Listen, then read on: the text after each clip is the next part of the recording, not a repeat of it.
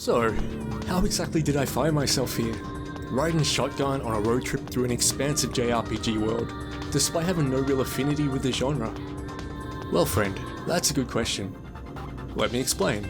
What do you say we pull over for a minute? Yeah, my throat's bone dry.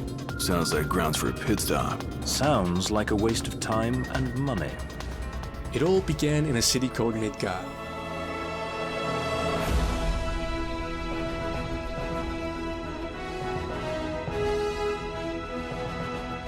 I had moseyed through these streets before, a good 20 years prior in fact. There's a fresh coat of paint, sure, but it's still recognisable all the same. The funny thing is, I felt no real strong pull to ever come back. Now would be the time to brace yourself because this will be blasphemy to some. But I wasn't overly fond of the little I'd actually played of Final Fantasy VII back in the day. In fact, I kind of hated it. Say that again! But I got caught up in the hype. Everyone was talking about the spoofiness of the remake demo, so I thought I'd try the thing too. I'm glad to have him. This is a one-time gig. When it's done, we're done. But something surprising happened. As I took in the sights and I took in the sounds of the Marker Reactor with my newly acquired party, kicking ass and taking names along the way, I came to some sort of realization. A shocking one at that. I was enjoying myself and was actually liking this.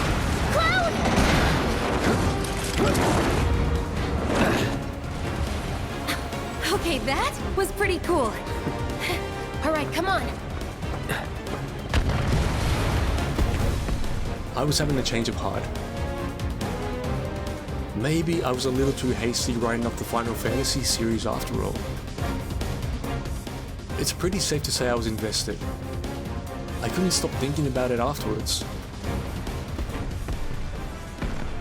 All in all, I'd call that a very successful mission and a very successful demo because I immediately wanted to play another Final Fantasy.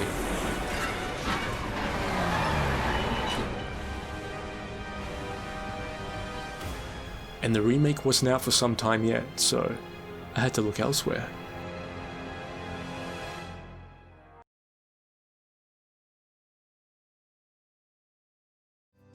Our road trip begins on the outskirts of Insomnia, where we meet 4 good pals, all rocking the most immaculately groomed hair you ever did see. There's our protagonist Noctis. Hello? Fearless leader and heir to the throne, whose impending wedding serves as catalyst for the road trip in the first place. A simple goal that gets not so simple surprisingly fast. Then there's Prompto, who easily fills the role of comic relief with his outgoing personality and light-hearted nature. He's adept at shooting things. Ready or not? Through the lens of a camera Oh, hi there, opening. and the crosshair of a gun. Next up, Ignis, the brains of the operation and the group's tactician, armed with insight into the bigger picture. He certainly made himself indispensable, also serving as the group's driver and chef. Knocked! I gotcha! Finally, Gladius, who's as broody as he is brawny. Come on, pull yourself up! Favouring giant swords and tasked with keeping the heir to the throne safe. What the...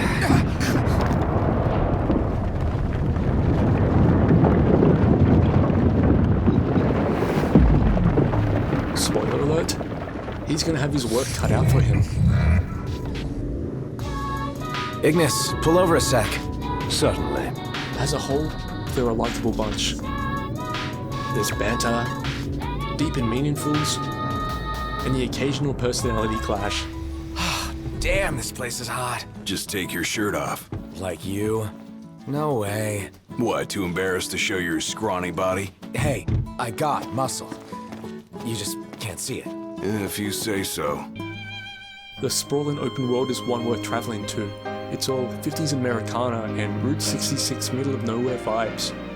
Desert, blue skies, and natural splendor as far as the eye can see. There's an epic sense of scale and attention to detail in just about everything out here. And genuine moments of awe, like encountering the giant wildlife for the first time. The breathtaking scenery is made all the more dynamic through a day-night cycle and ever-changing weather conditions, ensuring familiar locales have a new lease on life when backtracking.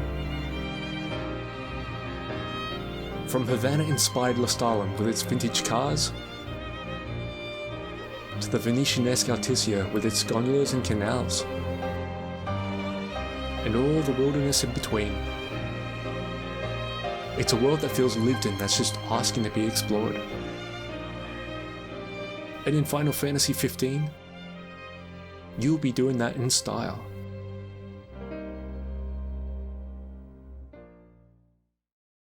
On a road trip, your ride is every bit as integral as the places you go and the folks you travel with. Ladies and gentlemen, meet the Regalia, an ideal travel companion. Taking care of your vehicle is important. Forget to fuel up, and you'll be pushing the car to the nearest petrol station.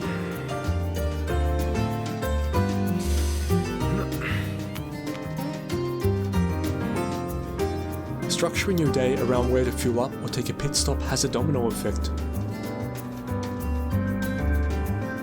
on where you sleep, where you eat, Hey, who's up for a bite? and what you're likely to do the next day. Road stops that you might have ordinarily driven past become a formative part of the journey. Pulling into town for the first time to stretch your legs and take in the local colour, one of my favourite parts of the game. Might want to stock up on potions and stuff. Nice. You're being helpful for a change. What do you mean for a change? You'll resupply, befriend strangers, and take on new quests. And in an RPG, your ride's easily the fifth party member, and every bit as customizable as the boys. Oh, while I gotcha, if y'all want to fix her up before you roll out, let me know. Car customization takes the form of the superficial with colours, decals and the like, as well as practical with genuine performance improvements. She's all ready for you. Have a look. All thanks to your mechanic best pal, Cindy. For the most part, at least early in the game, drive-ins left entirely to Ignis. You'd think that giving up control would take away some of the fun? Surprisingly not. I enjoyed it, the banter, the ability to take in the scenery without focusing on navigation. While Final Fantasy XV lets you fast travel to your objectives, that's an offer I rarely took up. Even travelling down familiar roads I found immensely satisfying. There's always something new to see, especially after discovering the awe-inspiring beauty of the cinematic camera. Did someone say montage?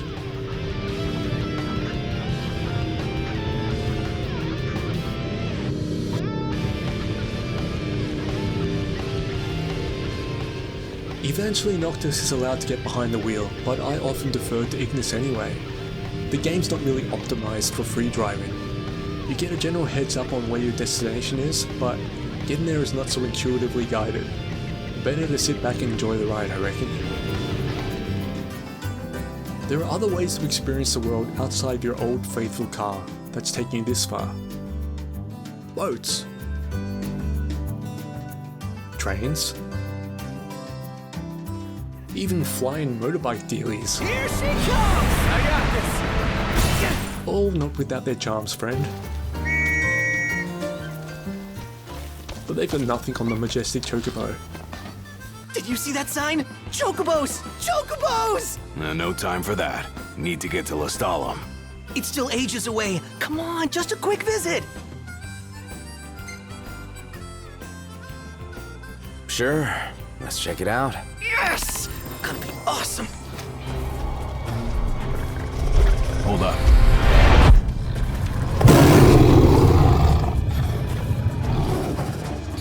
To unlock the Chocobos, you need to track and defeat a huge monster wreaking havoc in the area. I was supremely underleveled when I encountered him.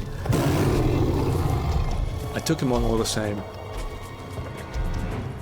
Was it worth it? Yes it was. They're a gateway to a delightful experience that never failed to bring a smile to my face. Practical too, giving you a fast way to venture off-road. They'll even help you out in combat. truly fantastic beasts. I want to ride my chocobo all day. Can't get it out of my head! The world is a perilous place if you venture off the beaten track. Or even if you stay on it really. What with the aerial reinforcements always looking for an opportunity to ruin your day. There are times when the game veers away from the open world and takes a linear turn. Is it safe? Not everything's gonna... What? Did something collapse? In the form of dungeons just begging to be explored. You smell that? Smell what? Treasure. The nose knows, dude. Now that you mention it. Let's not forget our purpose here.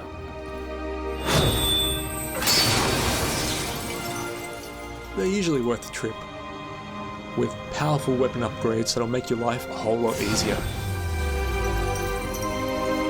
The power of kings goes with you, Your Majesty. Some are detailed, others are rather plain, dark, and generally a bit of a chore. You can't save in dungeons either, which is somewhat inconvenient.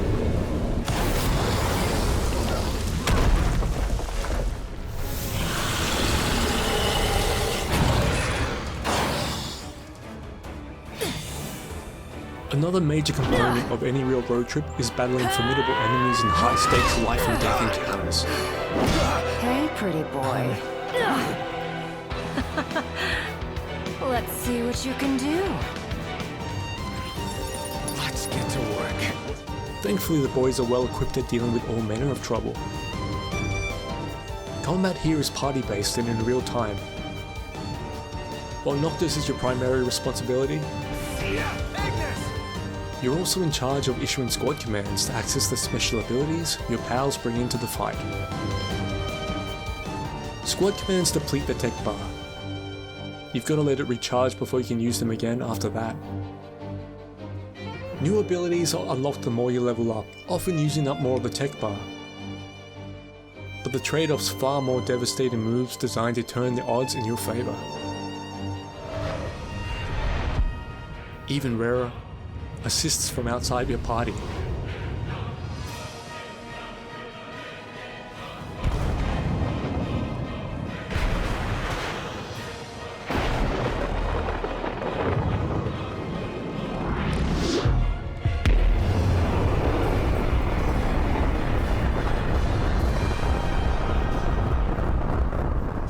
Yeah, always a memorable experience.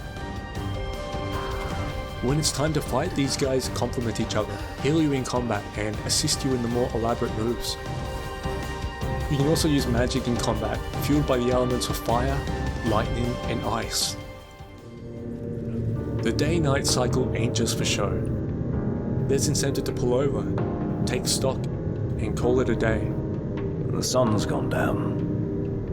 Now might be a good time to consider where we'll set down for the night. No objections here. You'll quickly discover a real sense of danger emerges when the shadows get longer.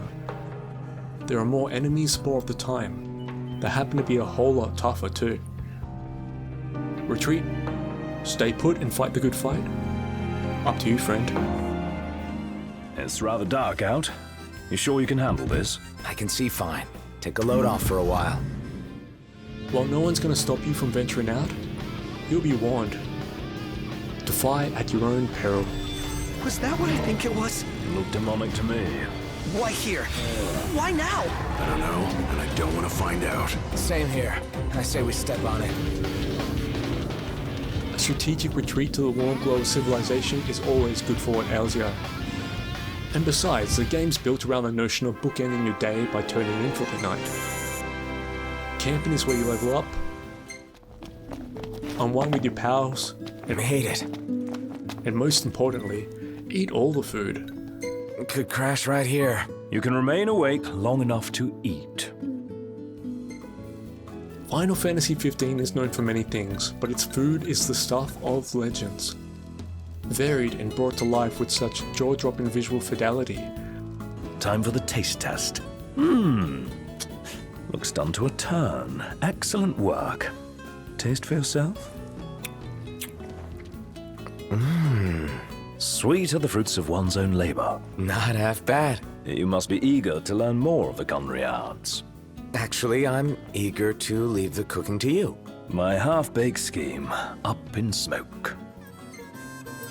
Ignis is forever seeking inspiration for new concoctions, and our gang all benefit from the enthusiasm. I dare say I could make this at camp. Filled with nourishing stat boosts aplenty that carry on into the next day of adventuring. Look who it is. Y'all taking the day off? Kinda. But if you need a favor, we'd be happy to help out. Aw, ain't y'all sweet. Don't you worry about little old me. I got a lot to do, but I can fend for myself. Well, I think we owe it to you. All right. If y'all wouldn't mind fetching me some ore, I'll fix you up with something real nice like. Feels like we become Cindy's personal errand boys. Yeah, isn't it great? You seem pleased. Nope. Honored. Lucky you. Road trips can be a mixed bag. You take the good with the bad. For every epic experience you'll be talking about for years to come, there'll be other, more mundane moments. Alright. Like collecting 17 red frogs in the dead of night for a stranger who's as demanding as she is unappreciative. Precious seconds down the drain. How am I to make up for them? Of course! You boys can help me. Unfortunately, the main quests and side quests aren't really cut from the same cloth. What now? While the main quest is full of epic, gigantic set pieces and a whole lot of high stakes, the side quests aren't. You're one spoiled cat. They're almost entirely of the fetch quest persuasion. The same repetitive goals under slightly different pretenses. They don't respect your time and payoff is minimal. For the most part, the game lets you skip what doesn't fit your definition of fun. I like taking pictures, so I took pictures. Oh, yeah. These are good. Real good. You guys have a knack for this. I didn't like fishing, so I stopped. Making the call to move on when you've had enough won't compromise your experience. The pattern only becomes a real problem when it bleeds into the main campaign. I'm looking at you, Chapter 13.